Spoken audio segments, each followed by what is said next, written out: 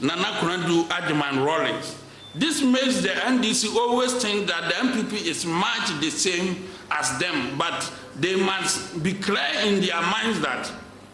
the New Patriotic Party has been winning elections in this country based on our well understandable and trustworthy policies. Rigging is not in our DNA. NDC claim for errors on the register. Ladies and gentlemen, it is not so surprising that the NDC is now drifting away from their earlier position in 2015 on electoral matters, more especially the issue of having a transparent voters register for free and fair elections. When the Committee of Eminence was put in place in 2015, chaired by the late VC Crab, to ascertain the complaint of double registration, irregularities, inaccuracies, and foreigners' name on the register. The NDC, who was then in government, was emphatic on this matter, and this was what Asiedun Katia said, who represented the NDC, told the committee on 19th of November 2015 at page 20, and I quote, "On cleaning the voters register, the NDC representative said it can be done using the existing mechanisms, the exhibition procedures, challenging and objecting to names of unqualified persons in the register. This, according to the party, should be the right approach." Ladies and gentlemen, what has really changed? That the NDC cannot use the position they themselves preach or canvass in 2015 to correct the errors they are complaining about in the current register. On the 29th of October 2015, when the NDC representative in the person of Asiedun Katia also appeared before the VC Club Committee, he said that the introduction of the biometric voters register is a good thing, and that nobody should question the integrity of the biometric voters register. And this statement was captured in page 14, paragraph G of the late Justice Crab report, and I quote, "Integrity." And we have someone called Integrity as a regional officer. Integrity. In the process of compiling the biometric voters register, all stakeholders were actively involved in decision leading to the compilation, and everyone had ample opportunity to make input. The process was free from political manipulation or intimidation, and therefore provided all eligible persons the necessary and required environment to be captured in the biometric voters register. The biometric process itself was designed to ensure that only eligible voters whose biodata was captured could be on the voters register. Overall, the high integrity of the process of registration makes the register without doubt one of the fairest, most credible and free political exercises undertaken in Ghana. Hence, the validity of the register cannot be questioned. The verification machine itself provided additional safeguards to ensure that no person could vote more than once in any elections. Ladies and gentlemen, flowing from the above statement made by the NDC before the late Club Committee, I would like to ask the following questions. In the just ended registration and exhibition exercise, did the NDC take part in the registration exercise? Did their representatives present in all over the registration centers? Was the registration exercise free and fair? Was there a complaint filed by the NDC during the registration exercise? Can voters in the current register vote more than once? Why is it that the NDC is adamant to let the Ghanaian people know or see their supposed errors they are talking about? Illegal vote transfers in 2016. Ladies and gentlemen, it is not surprising that up till now, the National Democratic Congress has not responded to the statement made by Madame Charlotte Osei the former commissioner of the Electoral Commission, indicating that her then deputy Amadou Sule instructed officials of the commission to carry out illegal vote transfer on the voter management system. This statement was captured in paragraph 28, Roman number 7 of Madame Charlotte Tosey's response in respect of the petition filed by some staff of the Electoral Commission for her removal, and I quote, "The deputy chairperson operation has persistently instructed officials to carry out illegal vote transfers on the voter management system in clear breach of the law and operational policies of the Commission. Such action have major implications for the integrity of the work of the Commission and constitute abuse of office. Because the NDC directly benefited from the said illegal vote transfer in 2016, they have been silent on the issue raised by the former commissioner, and no wonder they immediately jumped into the defense of Amadou Sule instead of responding to the critical issue raised by Madame Charlotte Tosey. Ladies and gentlemen, it is an undeniable fact that all electoral reforms in the Fourth Republic were canvassed by the New Patriotic Party, and a clear indication that the MPP is always up for a credible voters register. The NDC is crying for wolf where there is no wolf. The NDC is inviting Ghanaians to attend a funeral where there is no dead person. The NDC is typically running away from the defeat because of the momentum that our flag bearer, Dr. Alhaji Mahmoud Bawumia, is gaining from the Ghanaian electorate, and therefore they are preparing to give some frivolous excuses after 7th December 2024 to their unintelligent supporters that they lost the election based on the inaccuracies and errors in the voter register. If indeed the NDC has a genuine case, they should state same and let the EC decide on such basis. In fact, this was their dead goat and government official one position in 2015 when he said, and I quote, "Voters register, state your case and let the EC decide. Mahama tells critics," which was published by Manjoy Online on 8th October 2015.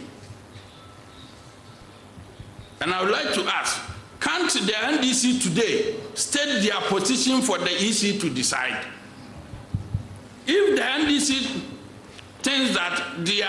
imbiber presidential candidate is not a good choice for the electorate, he should just withdraw from the contest to pave way for the young dynamic presidential candidate of the New Patriotic Party who has a clear vision for this country.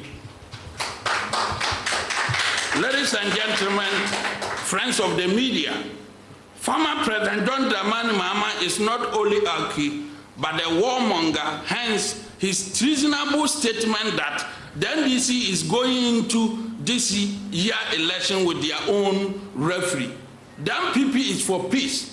but will resist any attempt by the NDC to shortchange the will of the people through intimidation. Ladies and gentlemen, it is undeniable fact. Ladies and gentlemen, it is untenable, unwarranted, mind-boggling, and borderless on the part of the former president,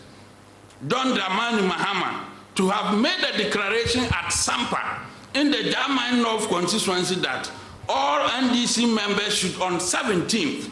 September 2024 besiege all the Electoral Commission offices nationwide to demand for a credible voters register, when he himself on 14th July 2016 granted an interview on Radio Savannah that there is no perfect voters register existing in the world, and that all issues concerning the voter register could be perfectly handled by the Electoral Commission, of which the said interview was published by Ghana Web with the caption, "No perfect voters register exists in the world." Mahama, if I may ask, Can the same EC handle the issues that the NDC is yet to identify in the register? Can those errors be rectified by using the exhibition mechanism as canvassed by their national chairman, then general secretary in 2015 before the late Justice Club Committee? If indeed what they are saying is true, I would like to thank you and then translate everything to Cree for the local radio to pick up.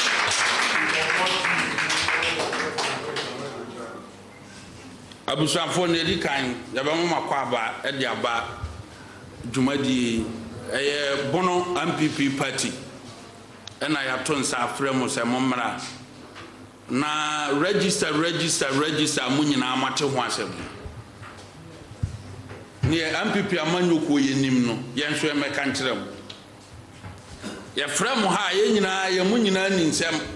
se akabe se 80 days na ya kwakoto aba na abatuo no mu na NDC dia ba betu dwa se voters register ya ye de kwa abatuo 2024 yi no e bloated and centrofo am wabono region ha sei ebesi ne NDC ni bia no a wakọ radio so wo region ha atima kwa akoka se 12 constituencies ya ye wo wabono region ha no a particular constituency voters register no e bloated so mati bia mon centrofo mo na mo baka ebinsi ye saa so na ufa oman Ghana nyina so a ebra NDC ye o madwin say omo ka voter register na ye bloated no ebesin na me no wo kasai no NDC ntimin kan kire Ghana for say ye were 276 constituencies aya 276 no omo ntimin ka say emu mako 20 de register na ye dey eye bloated na mom ni omo ye nyina ne say o hwa ni NDC for ye na omo hu say aba ye beto 7 December no aya on the 9th no enipo obedi nkunim eye yewura Dr. Alhaji Mahmoud Bawumia sanse mahama abrowa okoba bia no wa hu say nyeyie na ewura Bawumia na bedi nkunim na momedien na mahama beka kire ne nkrofo because 2016 ye to aba wie ye no o se ye wiame ona net so o se ye wiame 2020 ye to wie o se wa wiame enti aka pension oba beko na pension na oba beko no o mampanyin kofo ekofie no no chen Lawrence nti o kofie no na one ne soma Lawrence nkakra enti na do so ba be kofia e so nya former president oba soma no enipo oba soma no aye John Dramani Mahama na sa mere ya on pesoma na waya akra obetena fia on pesoma no opese obehye presidency ho a presidency wa ye for serious person and the cohort say yewura Dr. Alhaji Mahmoud Bawumia enti nkukuo na Mahama ebedi a obetena fie mana na do asoma no edi free 2025 uko no o pe bibia ka kire ne supporters say abane de nka me weni yo na mo electoral commission fo ayede awiame say electoral commission be wia ono aso ebra na obu man no o magana fo nyina atiase say electoral commission fo de ere eye papa nti omu wia ba mu enyere enyeyi osane ma obi atiase ebra yeti committee na VC Club Committee no identify say 2015-2016 register na yedi kan koto assembly elections omo identify say or report no mu say enipa 156,000 din na wo register no mu ensem enyere emfata enti omo nyim firim ye koye no ye kodura asedun katia no ye general secretary asem wo ka kire Ghana for 2015 e wo committee na nim ni say ye nyina ya kodi life wa twere dini nti say ye bloated dia ye nyusu exhibition process no said ye na no electoral commission say ya twere dini awia obia nkonkwo hwe ne din no asiedun katia say 2015 is a register na assembly ebebambiano ade ebetima solve problem ye exhibition ene NDC for said that be ya ne ka 2015 na 2024 de ye boa MPP for yasem ne say ni omo kan 2015 say exhibition no ene betimi ayi mistake bia wo register mu no eno ne nyina yemfa nya adwuma ni enim say eno nso na electoral commission dia ye dey e dia ye adwuma ya bia tum obabono region ha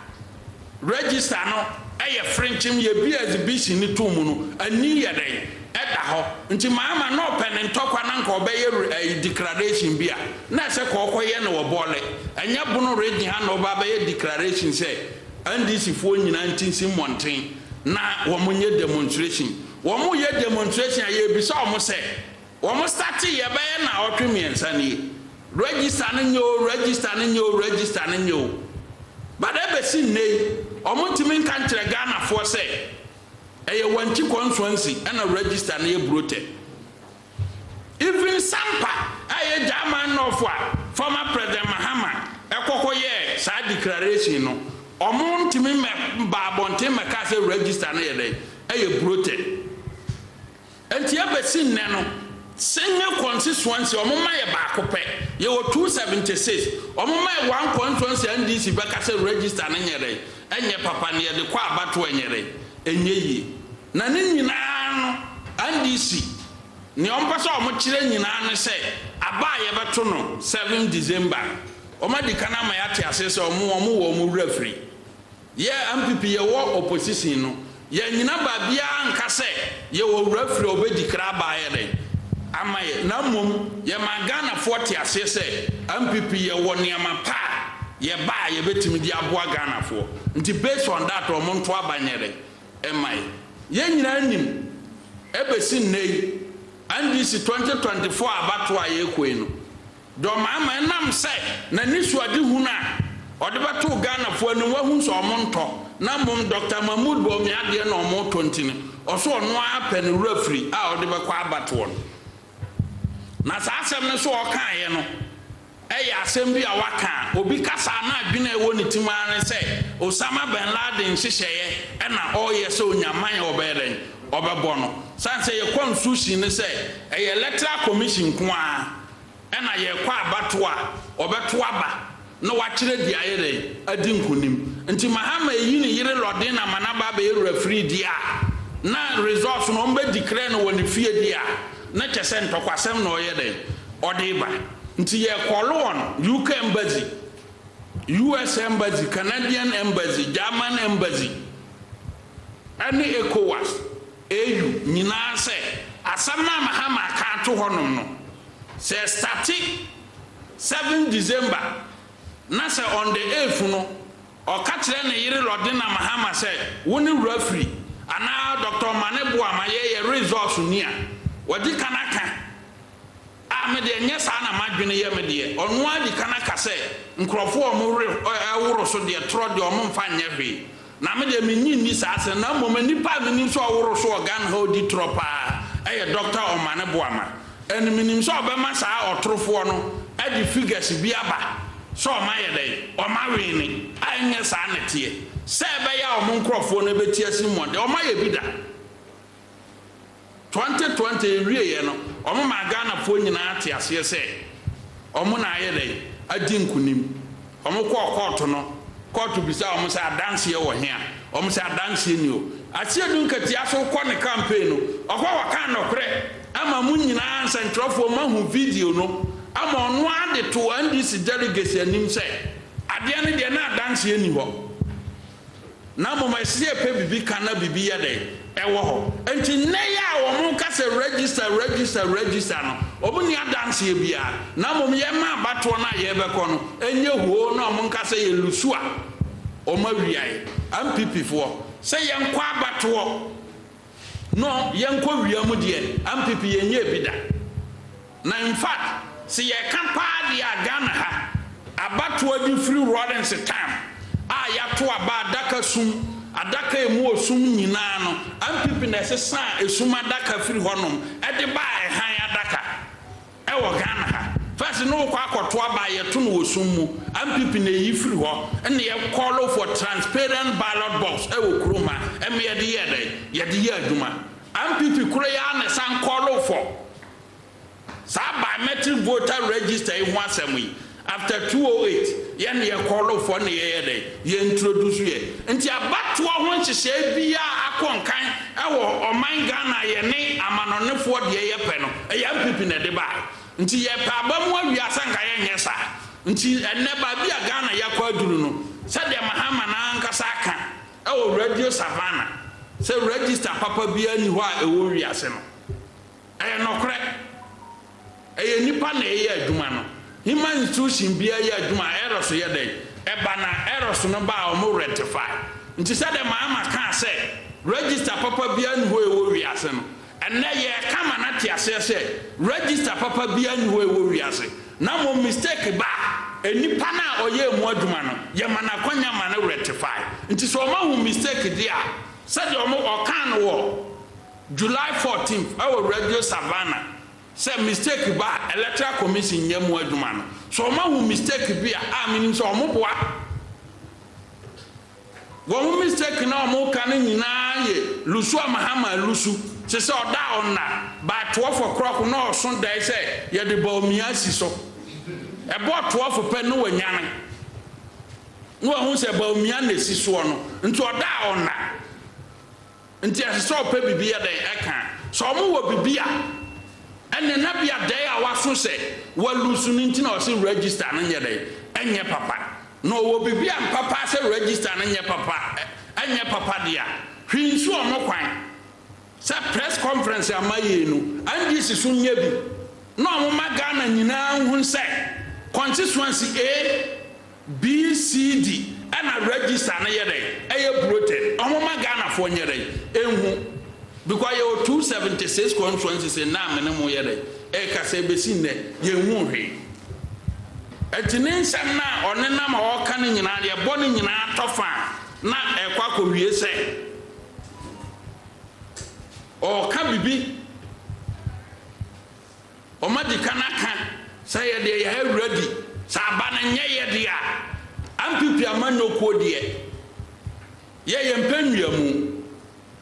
abribia na bawe a ye kwa akoto no ye di nkunim wo nanado ne bawmianum apa o maye enye nwia mu ne ye de beko na ye nwia ba mu ba bia da because ye nim say Ghana for pa de pa na Ghana for nto aba ema opposition leader onyanya tumi kura odidi nhemfofo atem so mo ye nyaatwem onyanya tumi mponie na ye kai Ghana for say opposition leader na oba no asofofo chief imam for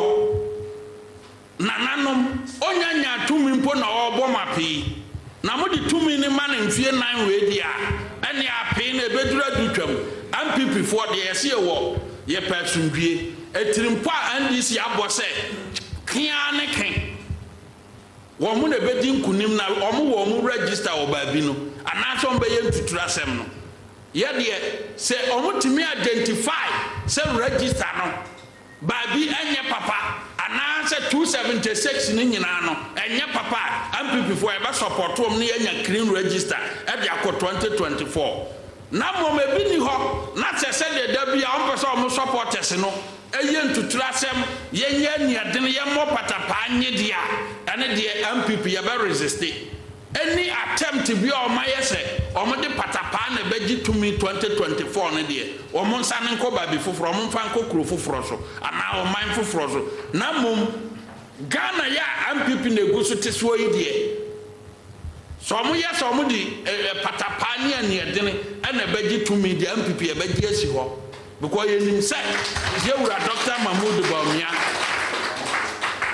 nasem no ato Ghana for team Ghana for ato nasem Ghana for so ahuni MPP ayele aye emfie nwotwe de toto NDC de ho a enu nti ana okọ America oruman na oba no oso obekọ debate obu America for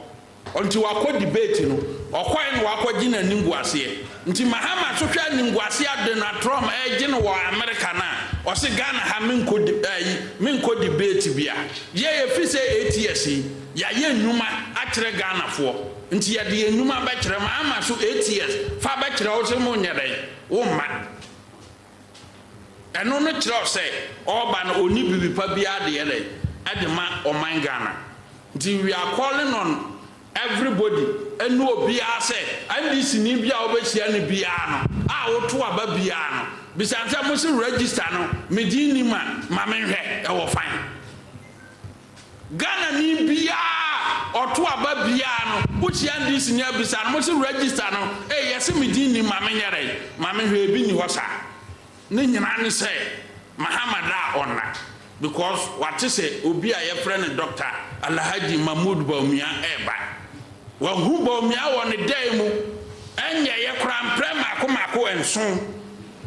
Mahama na nkasa abo ne yire lode na Mahama amane say oda onna sanse wa hu Bawumia nkunimdie e woday mu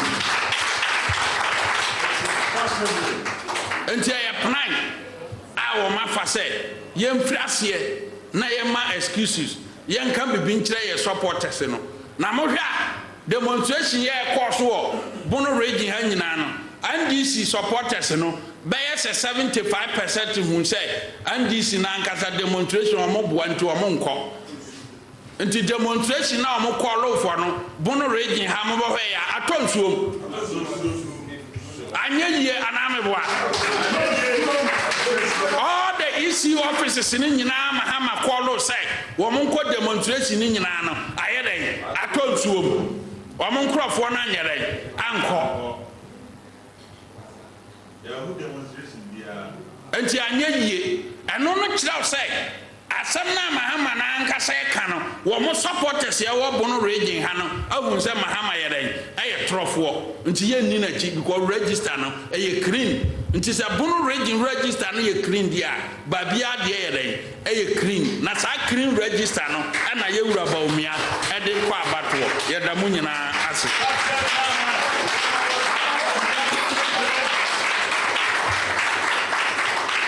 enti me de besi ana so bi wa sambisa no wa bisa me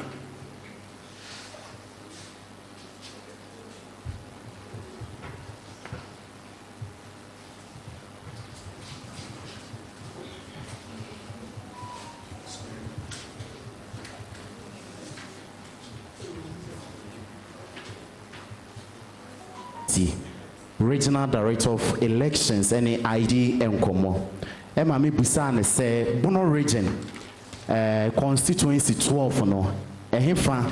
and omususu say ye voter registration and near mankoye so oye specific mind say constituency to set time and afi so banda South 2 constituency and IT director no ebobo so me busane say ni chiremu anything ni chiremu de ma me say during voter registration exercise no there were some NPP people be a mobile si omo de omo free time e de omo ko German north e mo omo ko registration wo ho e na afi so no omo banda e so bad time enti omo so ni say these two constituency time any banda a honum and now omo issue concerning voter registration exercise minim say bia o ma draw my attention to it me da se bebre so obi free time e ko twere ni din e o German South I am register na e bloated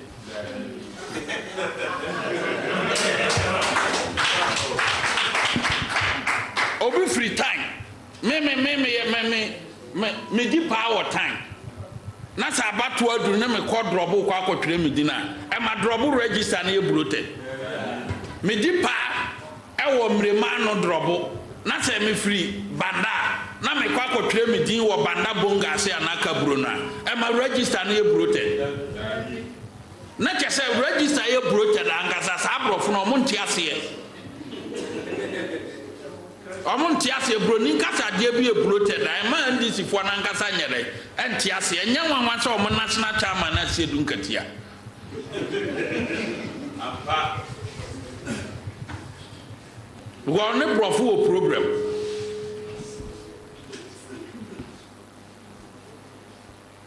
Safari what to matter. Until catch will be free. Time I quite clearly didn't war. A year no the carry. WONTUMI si posse. A dinner way will register no more or Monsam Fata. And I'm a boy. So WONTUMI and Casa. And no one say opinion. Men are made. Say me them honor say. This time no me di power sunyane. Sunyana matna this time around no. Me ko me kro ma kwa akotwe me dina. Eno no ye NDC ni wo asem.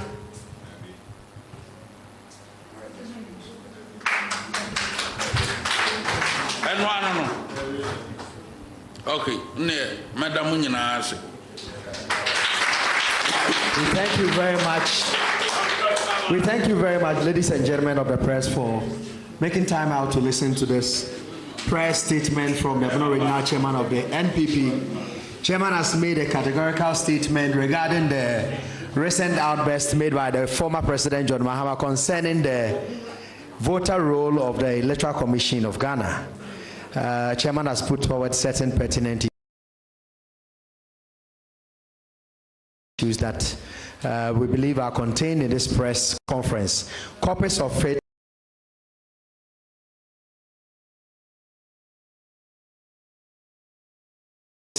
are available for our media friends and partners. We thank you very much.